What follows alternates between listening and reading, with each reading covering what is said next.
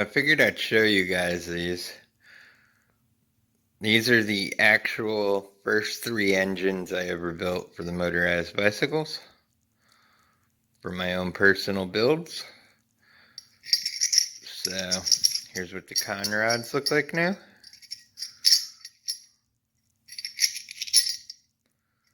So I got an AF80 there.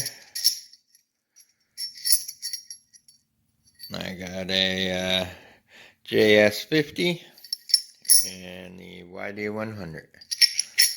So yeah, these are the actual rods that were in my builds.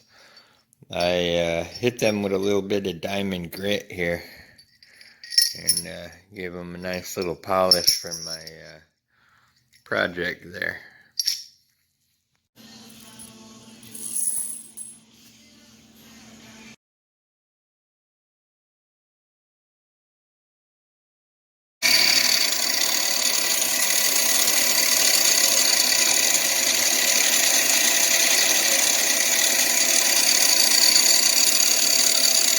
We're at my second favorite place now in the whole entire world.